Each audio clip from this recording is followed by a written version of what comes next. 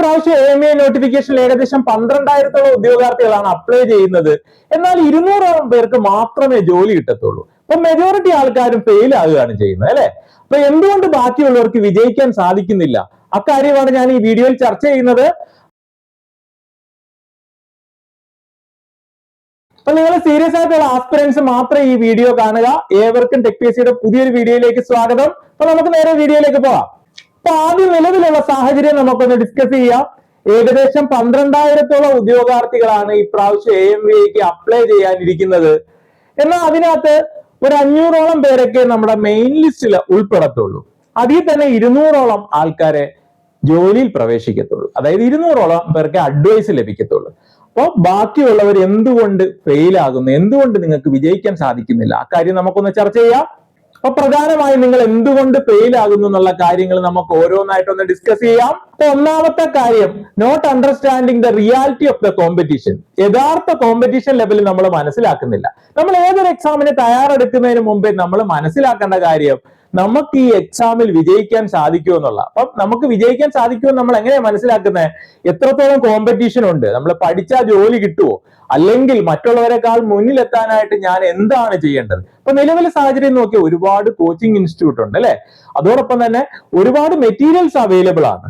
എല്ലാ കാര്യങ്ങളും നമ്മുടെ വിരൽത്തുമ്പിലുണ്ട്. അപ്പൊ അങ്ങനെയൊക്കെ ഉള്ള ഒരു സാഹചര്യത്തിൽ ഒരു ജോലി നേടിയെടുക്കുക, കോമ്പറ്റീഷനെ അതിജീവിച്ച് ഒരു ജോലി നേടിയെടുക്കാനായിട്ട് നമ്മൾ യഥാർത്ഥ കോമ്പറ്റീഷൻ നമ്മൾ മനസ്സിലാക്കിയിരിക്കണം. യഥാർത്ഥ കോമ്പറ്റീഷൻ മനസ്സിലാക്കിയിട്ട് മാത്രമേ നമ്മൾ പ്രിപ്പറേഷനിലേക്ക് ഇറങ്ങാവുള്ളൂ.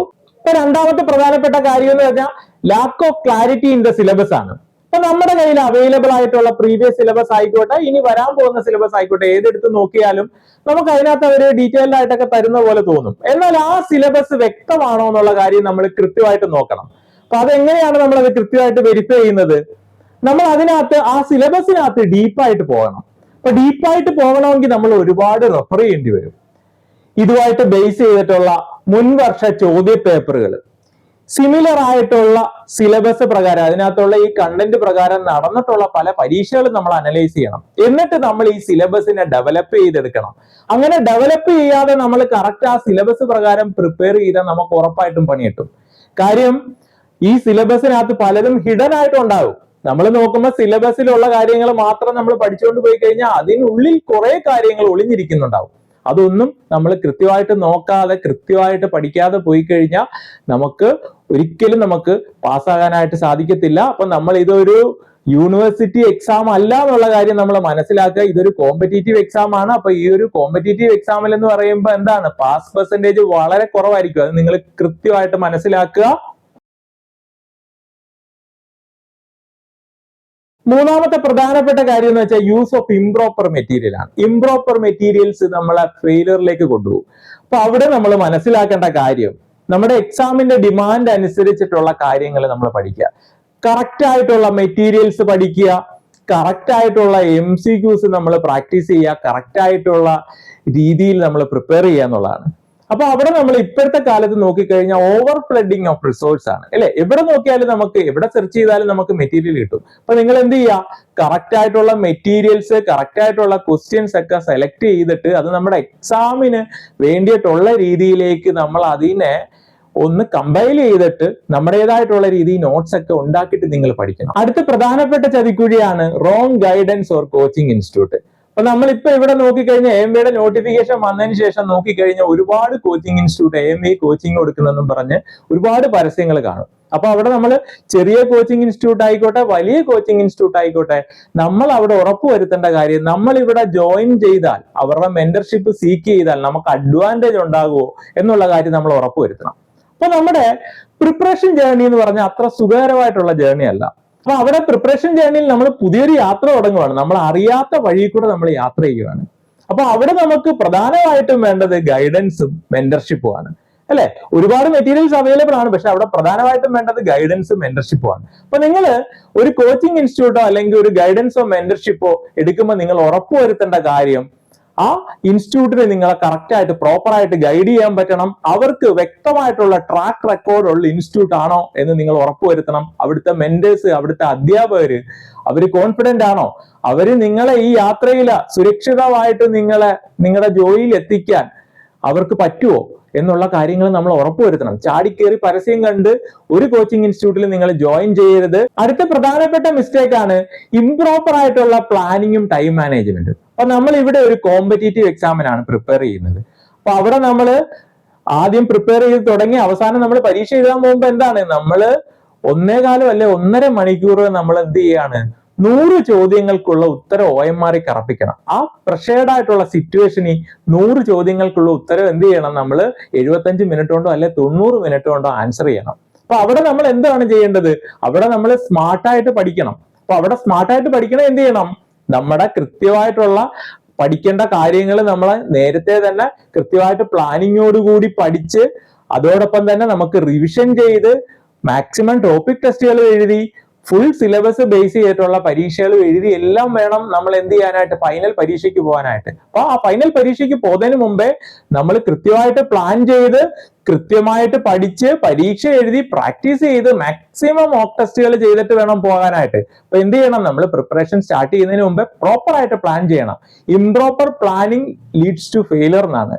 അപ്പൊ അത് നിങ്ങൾ കൃത്യമായിട്ട് മനസ്സിലാക്കുക. അതുകൊണ്ട് എന്ത് ചെയ്യണം, പ്രോപ്പർ ആയിട്ടുള്ള പ്ലാനിങ് ഇല്ലാത്തവര് നിങ്ങൾ ഫെയിൽ ആകാനായിട്ട് പ്ലാൻ ചെയ്യുകയാണെന്നുള്ള കാര്യം മനസ്സിലാക്കുക. അതുകൊണ്ട് എന്ത് ചെയ്യുക, നിങ്ങൾ പ്രോപ്പർ ആയിട്ട് പ്ലാൻ ചെയ്യുക. പ്രിപ്പയർ ചെയ്യുന്നതിന് മുമ്പേ നിങ്ങൾ കൃത്യമായിട്ടുള്ള സ്റ്റഡി പ്ലാനും അതോടൊപ്പം തന്നെ ആക്ഷൻ പ്ലാൻ ഒക്കെ നിങ്ങൾ കൃത്യമായിട്ട് ഉണ്ടാക്കണം. അതെല്ലാവരും ശ്രദ്ധിക്കേണ്ട കാര്യമാണ്. അല്ലാത്ത പക്ഷം നിങ്ങൾ ഫെയിലിയറിലേക്ക് പോകുന്നതായിരിക്കും. അടുത്ത പ്രധാനപ്പെട്ട ഫെയിലിയർ ആകാനായിട്ടുള്ള കാര്യം എന്ന് വെച്ചാൽ ലാക്ക് ഓഫ് കൺസിസ്റ്റൻസിയാണ്. ഒരു കോമ്പറ്റീറ്റീവ് എക്സാമിന് പ്രിപ്പയർ ചെയ്തുകൊണ്ടിരിക്കുന്ന ഒരു ആസ്പിരന്റ് പ്രധാനമായിട്ടും ശ്രദ്ധിക്കേണ്ട ഒരു കാര്യമാണ് അയാൾ കൺസിസ്റ്റൻസി കീപ്പ് ചെയ്യുക എന്നുള്ളത്. അല്ലാത്ത പക്ഷം നമ്മൾ ചിലപ്പോൾ ഒരു ദിവസം 10 മണിക്കൂർ പഠിക്കുന്നവരായിരിക്കും. പക്ഷെ അങ്ങനെ പറഞ്ഞിട്ട് കാര്യമില്ല. നമ്മൾ എന്ത് ചെയ്യുക, കൺസിസ്റ്റന്റ് ആയിട്ട് പ്രിപ്പയർ ചെയ്യുക. ഒരു കോമ്പറ്റീറ്റീവ് എക്സാമിന് തയ്യാറെടുക്കുന്ന ഒരു ഉദ്യോഗാർത്ഥികൾക്ക് പ്രധാനമായിട്ടും വേണ്ട ഒരു ക്വാളിറ്റിയാണ് കൺസിസ്റ്റൻസി കീപ്പ് ചെയ്യാൻ പറ്റണം. അപ്പൊ നമ്മൾ ഒരു ദിവസം 10 മണിക്കൂർ പഠിച്ചു, അടുത്ത ദിവസം പഠിച്ചില്ല എങ്കിൽ നമ്മുടെ കൺസിസ്റ്റൻസി പോയി അല്ലെ. അപ്പൊ അവിടെ നമ്മൾ മനസ്സിലാക്കേണ്ട കാര്യം, ഒരു കോമ്പറ്റീറ്റീവ് എക്സാമിന് പാസ് ആകണമെങ്കിൽ അവിടെ നമ്മൾ കൺസിസ്റ്റൻസി മെയിൻറ്റെയിൻ ചെയ്യണം. നമ്മൾ ഒരുപാട് സ്മാർട്ട് ആണെന്നോ അല്ലെങ്കിൽ നമുക്ക് ഒരുപാട് പഠിക്കാൻ കഴിവുണ്ടോ അതൊന്നും അല്ല ഒരു കോമ്പറ്റീറ്റീവ് എക്സാം ക്ലിയർ ചെയ്യാൻ വേണ്ട ക്വാളിറ്റി എന്ന് പറഞ്ഞാൽ. നമ്മൾ ഒരു ആവറേജ് ലേണർ ആയിക്കോട്ടെ, നമ്മൾ കൺസിസ്റ്റന്റ് ആയിരിക്കണം. എല്ലാ ദിവസവും നമ്മൾ കൃത്യമായിട്ട് പഠിക്കാൻ നോക്കുക, കൃത്യമായിട്ട് റിവിഷൻ ചെയ്യാൻ നോക്കുക, കൃത്യമായിട്ട് പ്രാക്ടീസ് ചെയ്യാൻ നോക്കുക. അങ്ങനെ നമ്മൾ പ്രാക്ടീസ് ചെയ്ത് practice make a man perfect എന്നാണ്. അപ്പൊ അക്കാര്യങ്ങൾ നിങ്ങൾ കൺസിസ്റ്റന്റ് ആയിട്ട് നിങ്ങൾ പ്രാക്ടീസ് ചെയ്യാൻ നോക്കിക്കഴിഞ്ഞാൽ നിങ്ങൾക്ക് കോമ്പറ്റീറ്റീവ് എക്സാമിൽ മുൻനിരയിൽ എത്താൻ പറ്റും. അപ്പൊ കൺസിസ്റ്റൻസി ഒരു പ്രധാനപ്പെട്ട ഘടകമാണ്. അപ്പൊ നിങ്ങൾ ഇൻകൺസിസ്റ്റന്റ് ആണെങ്കിൽ നിങ്ങൾ ഫെയിൽ ആകാനായിട്ട് പോവുകയാണ്. അതുകൊണ്ട് നിങ്ങൾ എന്ത് ചെയ്യുക, കൺസിസ്റ്റന്റ് ആയിട്ട് തയ്യാറെടുക്കാനായിട്ട് നോക്കുക. കോമ്പറ്റീറ്റീവ് എക്സാമിന് തയ്യാറെടുക്കുന്ന ഒരു പ്രധാനമായിട്ട് കാണിക്കുന്ന ഒരു മിസ്റ്റേക്ക് ആണ് സർഫസ് ലെവലിൽ പഠിക്കും, ഒരിക്കലും അവർ ഇൻഡെപ്ത് ആയിട്ട് പഠിക്കത്തില്ല. അപ്പൊ നമ്മുടെ മാർക്കറ്റിൽ ഒരുപാട് റാങ്ക് ഫയൽസ് അവൈലബിൾ ആയിരിക്കും. അപ്പൊ നിങ്ങൾ ഷോർട്ട് കട്ട് വിചാരിച്ചിട്ട് എന്ത് ചെയ്യും, റാങ്ക് ഫയൽസ് ഒക്കെ മേടിച്ച് പഠിക്കും. അപ്പൊ അങ്ങനെ വെച്ച് പഠിച്ചാൽ എന്താണ്, അവര് വളരെ ചെറുതായിട്ടായിരിക്കും ഓരോ കാര്യങ്ങൾ എക്സ്പ്ലെയിൻ ചെയ്യുന്നത്. അപ്പൊ നമുക്ക് എന്ത് വേണം, ഓരോ കാര്യങ്ങൾ പഠിക്കുമ്പോഴും ഇൻഡെപ്തി പഠിക്കണം. അപ്പൊ കോമ്പറ്റീറ്റീവ് എക്സാമിന് തയ്യാറെടുക്കുന്നവര് എന്തായിരിക്കണം, ഏത് തരത്തിലുള്ള ക്വസ്റ്റ്യൻസും പ്രതീക്ഷിക്കണം. ചിലപ്പോൾ സിമ്പിൾ ആകാം, മോഡറേറ്റ് ആകാം, ഡിഫിക്കൽട്ട് ആകാം, സ്റ്റേറ്റ്മെന്റ് ലെവലിലുള്ള ക്വസ്റ്റ്യൻസ് വരും. അപ്പൊ ഇതിനെല്ലാം നമ്മൾ ടാക്കിൾ ചെയ്യണമെങ്കിൽ നമുക്ക് എന്ത് വേണം, നമുക്ക് ഇൻഡെപ്ത് നോളജ് വേണം. അതുകൊണ്ട് ഒരിക്കലും നിങ്ങൾ സർഫസ് ലെവലിൽ പഠിക്കാൻ നിൽക്കരുത്, ഇൻഡെപ്ത് ആയിട്ട് നിങ്ങൾ പഠിക്കാനായിട്ട് ശ്രമിക്കുക. ഓക്കെ, അടുത്ത ഒരു കോമ്പറ്റീറ്റീവ് എക്സാമിന് തയ്യാറെടുക്കുന്ന ഒരു മേജർ ആയിട്ട് ചെയ്യുന്ന ഒരു മിസ്റ്റേക്ക് ആണ് റിവിഷൻ പ്രോപ്പർ ആയിട്ട് ചെയ്യത്തില്ല, അതേപോലെ തന്നെ പ്രാക്ടീസും ചെയ്യത്തില്ല. അപ്പൊ നമ്മൾ ഏതൊരു കോമ്പറ്റീറ്റീവ് എക്സാമിന് മുൻനിരയിൽ എത്താനായിട്ട് നമ്മൾ ചെയ്യേണ്ടത് എന്താണ്, റൈറ്റ് മെറ്റീരിയൽ പഠിക്കണം, പ്രോപ്പർ ആയിട്ട് റിവിഷൻ ചെയ്യണം, പ്രോപ്പർ ആയിട്ട് പ്രാക്ടീസ് ചെയ്യണം. ഇത് ചെയ്യാത്ത പക്ഷം നിങ്ങൾ ഒരിക്കലും വിജയിക്കാൻ പോകുന്നില്ല. അപ്പൊ അവിടെ നമ്മൾ മനസ്സിലാക്കേണ്ട കാര്യം, നിങ്ങൾ കൃത്യമായിട്ട് റിവിഷൻ ചെയ്യുക, പീരിയോഡിക്കൽ ആയിട്ടുള്ള റിവിഷൻ ചെയ്യുക. അവസാനം എല്ലാം തീർന്നു കഴിയുമ്പോൾ ലാസ്റ്റ് ഒരു ഫൈനൽ ലാപ്പ് റിവിഷൻ ചെയ്യുക.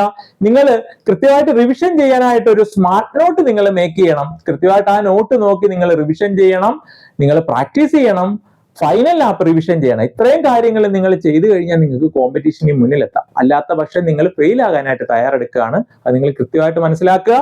ഒരു കോമ്പറ്റീറ്റീവ് എക്സാമിന് തയ്യാറെടുക്കുന്ന ഉദ്യോഗാർത്ഥി ഒരിക്കലും ഒഴിവാക്കാൻ പാടില്ലാത്ത ഒരു പ്രധാനപ്പെട്ട കാര്യമാണ് പ്രീവിയസ് ക്വസ്റ്റ്യൻസ്. അതായത് ഇതേ സിലബസ് പ്രകാരം നടന്നിട്ടുള്ള പരീക്ഷകളുടെ പ്രീവിയസ് ക്വസ്റ്റ്യൻസ് നിങ്ങൾ അനലൈസ് ചെയ്യണം. അത് കൃത്യമായിട്ട് എടുത്ത് അനലൈസ് ചെയ്ത് നിങ്ങൾ എക്സാമിന്റെ പാറ്റേൺ മനസ്സിലാക്കണം. ക്വസ്റ്റ്യൻ എങ്ങനെയൊക്കെ ചോദിക്കുക എന്നുള്ളത് മനസ്സിലാക്കണം. ഈ സിലബസ് പ്രകാരം നടന്നിട്ടുള്ള 2 പരീക്ഷകളാണ് ഇപ്പൊ നമ്മുടെ മുമ്പിൽ ഉള്ളത്. ഏതൊക്കെയാണ്?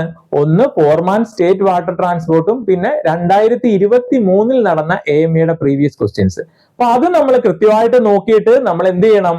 എക്സാമിന്റെ പാറ്റേൺ മനസ്സിലാക്കണം. ക്വസ്റ്റ്യൻസ് എങ്ങനെയൊക്കെ ചോദിക്കാം എന്നുള്ള ഒരു കാര്യം നിങ്ങൾക്ക് ആ ക്വസ്റ്റ്യൻസ് കൃത്യമായിട്ട് അനലൈസ് ചെയ്യുമ്പോൾ നമുക്ക് മനസ്സിലാകും. ഇതോടൊപ്പം തന്നെ ഈ സിലബസുമായിട്ട് മാച്ച് ആകുന്ന ടോപ്പിക് വൈസിൽ സിലബസുമായിട്ട് മാച്ച് ആകുന്ന പല പരീക്ഷകളും ഉണ്ട്. അപ്പൊ അത് ഏതൊക്കെ ക്വസ്റ്റ്യൻ പേപ്പർ ഒക്കെ വേണം എന്നുള്ള വീഡിയോസ് ഒക്കെ ഞാൻ ചെയ്തിട്ടുണ്ട്. അതൊക്കെ ഒന്ന് റെഫർ ചെയ്യുക. അപ്പൊ അതൊക്കെ നോക്കിയിട്ട് നിങ്ങൾ കുറെ ക്വസ്റ്റ്യൻസ് എടുത്തിട്ട് അനലൈസ് ചെയ്യണം. ക്വസ്റ്റ്യൻസ് എങ്ങനെയൊക്കെ ചോദിക്കാം അത് കൃത്യമായിട്ട് മനസ്സിലാക്കണം. അല്ലാത്ത പക്ഷം നിങ്ങൾക്ക് എക്സാമിന് എത്ര കണ്ടന്റ് പഠിച്ചെന്ന് പറഞ്ഞിട്ടും കാര്യമില്ല. നിങ്ങൾ എന്ത് ചെയ്യണം? കൃത്യമായിട്ട് പ്രീവിയസ് ക്വസ്റ്റിനെ അനലൈസ് ചെയ്ത് ക്വസ്റ്റ്യൻ എങ്ങനെയൊക്കെ വരാമെന്നുള്ള കാര്യങ്ങൾ നിങ്ങൾ കൃത്യമായിട്ട് മനസ്സിലാക്കണം. അങ്ങനെ കൃത്യമായിട്ട് മനസ്സിലാക്കിയാൽ മാത്രമേ നിങ്ങൾക്ക് എന്ത് ചെയ്യാൻ പറ്റത്തുള്ളൂ? കോമ്പറ്റീറ്റീവ് അഡ്വാൻറ്റേജ് കിട്ടത്തുള്ളൂ. അപ്പൊ ഈ പ്രാവശ്യത്തെ AMVA എക്സാമിന് തയ്യാറെടുക്കുന്ന ഉദ്യോഗാർത്ഥികൾ വരുത്താവുന്ന പ്രധാനപ്പെട്ട മിസ്റ്റേക്സുകളാണ് ഞാനിവിടെ പോയിന്റ് ഔട്ട് ചെയ്തത്. ഈ മിസ്റ്റേക്സുകൾ വരുത്താതെ നിങ്ങൾ കൃത്യമായിട്ട് പ്ലാൻ ചെയ്ത് നിങ്ങൾ സിലബസ് കൃത്യമായിട്ട് അനലൈസ് ചെയ്ത് സിലബസിനെ ഡെവലപ്പ് ചെയ്യണം. എന്ത് വേണം? പ്രീവിയസ് ക്വസ്റ്റ്യൻസ് നമ്മൾ റെഫർ ചെയ്യണം. പിന്നെ പ്രോപ്പർ ആയിട്ടുള്ള സ്റ്റഡി മെറ്റീരിയൽസ് നമ്മൾ ചൂസ് ചെയ്യണം. ഇനി നിങ്ങൾ സെൽഫ് സ്റ്റഡി ആണോ കോച്ചിങ് ആണോ എടുക്കുന്നതെന്ന് നിങ്ങൾ കൃത്യമായിട്ട് തീരുമാനിക്കുക. നിങ്ങൾ കൃത്യമായിട്ട് കോച്ചിങ് എടുക്കുന്നവരാണെങ്കിൽ കൃത്യമായിട്ടുള്ള റൈറ്റ് ആയിട്ടുള്ള ഗൈഡൻസും മെന്റർഷിപ്പും സീക്ക് ചെയ്യുക. അതോടൊപ്പം തന്നെ നിങ്ങൾ കൃത്യമായിട്ടുള്ള സ്റ്റഡി പ്ലാനോട് കൂടി നിങ്ങൾ മാക്സിമം കാര്യങ്ങൾ കണ്ടന്റുകൾ സ്മാർട്ടായിട്ട് പഠിച്ച് കൃത്യമായിട്ട് റിവിഷൻ ചെയ്ത് പ്രാക്ടീസ് ചെയ്ത് സ്മാർട്ട് നോട്ട് മേക്ക് ചെയ്ത് ഫൈനൽ ലാപ്പ് റിവിഷനും നടത്തി കൃത്യമായിട്ട് പ്ലാൻ ചെയ്ത് കൃത്യമായിട്ട് പ്രിപ്പയർ ചെയ്താൽ നിങ്ങൾക്ക് ഇതിൽ മുൻനിരയിലായിട്ട് എത്താൻ പറ്റും. നിങ്ങൾ ആദ്യത്തെ 200 റാങ്കിൽ നിങ്ങൾക്ക് എളുപ്പത്തിൽ എത്താൻ പറ്റും. അതുകൊണ്ട് നിങ്ങൾ മനസ്സിലാക്കേണ്ട കാര്യം, നിങ്ങൾ ഒരിക്കലും ഒരു ആവറേജ് ലേണർ ആകരുത്. നിങ്ങൾ എപ്പോഴും റാങ്ക് ലിസ്റ്റ് ടോപ്പിൽ വരാനായിട്ട് നോക്കുക. അപ്പം നിങ്ങൾ ഒരിക്കലും ക്ലിയർ പ്ലാൻ ഇല്ലാത്ത, വെറുതെ റാൻഡമായിട്ട് സ്റ്റഡി ചെയ്യുന്ന, ഇറഗുലർ പ്രിപ്പറേഷൻ ഉള്ള, റിവിഷൻ ഇല്ലാത്ത, മോക്ക് ടെസ്റ്റ് പ്രാക്ടീസ് ചെയ്യാത്ത, കോൺഫിഡൻസ് ഇല്ലാത്ത ഒരു ഉദ്യോഗാർത്ഥി ആകരുത്. നിങ്ങൾ എപ്പോഴും ഒരു സ്മാർട്ട് ആയിട്ടുള്ള ഉദ്യോഗാർത്ഥി ആയിരിക്കണം. നിങ്ങൾക്ക് ക്ലിയർ ആയിട്ടുള്ള പ്ലാൻ വേണം. നിങ്ങൾ കൃത്യമായിട്ട് സിലബസ് കംപ്ലീറ്റ് ചെയ്യണം. റെഗുലർ ആയിട്ട് കൺസിസ്റ്റന്റ് ആയിട്ട് പഠിക്കണം. റെഗുലർ ആയിട്ട് റിവിഷൻ ചെയ്യണം. കൃത്യമായിട്ട് മോക്ക് ടെസ്റ്റ് പ്രാക്ടീസ് ചെയ്യണം. അതേപോലെ തന്നെ നിങ്ങൾ കോൺഫിഡന്റ് ആയിരിക്കണം. ഇനി നിങ്ങൾ മനസ്സിലാക്കേണ്ട കാര്യം, നമ്മുടെ പ്രിപ്പറേഷനകത്ത് നമുക്ക് ചിലപ്പോൾ സോഷ്യൽ പ്രഷറൊക്കെ വരാം അല്ലെ? പലരും നമ്മളെ കളിയാക്കാം നമ്മൾ പ്രിപ്പയർ ചെയ്യുമ്പോൾ. അതൊന്നും നിങ്ങൾ മൈൻഡ് ചെയ്യണ്ട. നിങ്ങളുടെ മുമ്പിൽ നിങ്ങളുടെ ലക്ഷ്യം മാത്രമായിരിക്കണം. ഓക്കെ? അപ്പൊ സക്സസിന്റെ കീ എന്ന് പറഞ്ഞാൽ എന്താണ്? നമ്മള് കൃത്യമായിട്ട് പഠിക്കുക, റൈറ്റ് മെറ്റീരിയൽ വെച്ച് പഠിക്കുക, റിവിഷൻ, അതേപോലെ തന്നെ മാക്സിമം ക്വസ്റ്റ്യൻസ് പ്രാക്ടീസ് ചെയ്യണം. മാക്സിമം കറക്റ്റ് ആയിട്ടുള്ള റിലവന്റ് ആയിട്ടുള്ള ക്വസ്റ്റ്യൻസ് പ്രാക്ടീസ് ചെയ്യണം. അപ്പൊ നമ്മള് കോച്ചിങ് ഒക്കെ എടുക്കുന്നവർക്കാണെങ്കിൽ കറക്റ്റ് ആയിട്ടുള്ള മെറ്റീരിയൽസ്, കറക്റ്റ് ആയിട്ടുള്ള ക്വസ്റ്റ്യൻ പേപ്പേഴ്സ്, കറക്റ്റ് ആയിട്ടുള്ള പരീക്ഷകൾ, ഗൈഡൻസ് എല്ലാം കിട്ടും അല്ലെ? പക്ഷെ നിങ്ങൾ എന്ത് ചെയ്യണം? ശ്രദ്ധിക്കേണ്ട കാര്യം എന്ന് വെച്ചാൽ എന്താണ്? കറക്റ്റ് ആയിട്ടുള്ള നിങ്ങളെ ഗൈഡ് ചെയ്യാൻ പറ്റുന്ന, നേരത്തെ സക്സസ് ട്രാക്ക് റെക്കോർഡുള്ള ഇൻസ്റ്റിറ്റ്യൂട്ട് നിങ്ങൾ ചൂസ് ചെയ്യുക. നിങ്ങൾ കൃത്യമായിട്ട് റിസർച്ച് ചെയ്തതിന് ശേഷം മാത്രം ഒരു കോച്ചിങ്ങിന് ജോയിൻ ചെയ്യാൻ ഉദ്ദേശിക്കുന്നുണ്ടെങ്കിൽ ജോയിൻ ചെയ്യുക. നമ്മുടെ നോട്ടിഫിക്കേഷൻ ഓൾറെഡി വന്നു കഴിഞ്ഞു. നമ്മുടെ സ്വപ്ന ജോലി നമ്മുടെ മുമ്പിൽ നിൽക്കുക. നമുക്ക് 2 ചോയ്സ് ആണ് ഉള്ളത്. ഒന്നുകിൽ നമുക്ക് ഫെയിൽ ആകാം, ഞാൻ ഈ പറഞ്ഞ മിസ്റ്റേക്സുകൾ വരുത്തി ഫെയിൽ ആകാം. അല്ല എങ്കിൽ നമുക്ക് എന്ത് ചെയ്യാം? കൃത്യമായിട്ടുള്ള പ്ലാനിങ്ങോടുകൂടി വ്യക്തമായിട്ടുള്ള ദിശയിൽ നിങ്ങൾ പഠിച്ച് നിങ്ങളുടെ സ്വപ്ന ജോലി നേടാം. ഏത് വേണമെന്ന് നിങ്ങൾക്ക് തീരുമാനിക്കാം. ഈ പ്രാവശ്യത്തെ AMVA എക്സാമിന് തയ്യാറെടുക്കുന്നവർക്ക് കുറഞ്ഞ എഫേർട്ടിൽ മികച്ച റാങ്കിൽ എത്താനായിട്ട് ടെക് PSC ഒരു ഓൺലൈൻ ക്ലാസ് ആരംഭിച്ചിട്ടുണ്ട്. അപ്പൊ കോഴ്സ് മെന്റർ ചെയ്യുന്ന ഞാനാണ്. കഴിഞ്ഞ പ്രാവശ്യവും കോഴ്സ് മെന്റർ ചെയ്തിരുന്ന ഞാനാണ്. അപ്പൊ കഴിഞ്ഞ പ്രാവശ്യം ഏറ്റവും മികച്ച വിജയമായിരുന്നു ടെക് PSCക്ക്. അപ്പൊ ആ വിജയ ചരിത്രം ആവർത്തിക്കാനായിട്ട് നമ്മളോടൊപ്പം ചേർന്ന് പഠിക്കാൻ തയ്യാറായവർക്ക് എത്രയും പെട്ടെന്ന് കോഴ്സിലേക്ക് ജോയിൻ ചെയ്യാം. അപ്പൊ അഡ്മിഷൻ ഓപ്പൺ ആണ്. ടെക് PSCയുടെ ആപ്പ് ഡൗൺലോഡ് ചെയ്ത് നിങ്ങൾക്ക് എത്രയും പെട്ടെന്ന് കോഴ്സിലേക്ക് ജോയിൻ ചെയ്യാം. അപ്പം ഈ എക്സാമിന് തയ്യാറെടുക്കുന്നവര് നിങ്ങൾ കൃത്യമായിട്ട് ശ്രദ്ധിക്കേണ്ട കാര്യങ്ങളാണ് ഞാനിവിടെ പറഞ്ഞത്. നിങ്ങൾ ഈ മിസ്റ്റേക്സ് ഒരിക്കലും വരുത്തരുത്. നിങ്ങൾ കൃത്യമായിട്ട് പ്ലാൻ ചെയ്ത് വ്യക്തമായിട്ടുള്ള ദിശയിൽ പഠിക്കുക. ഏവർക്കും വിജയാശംസകൾ. Thank you.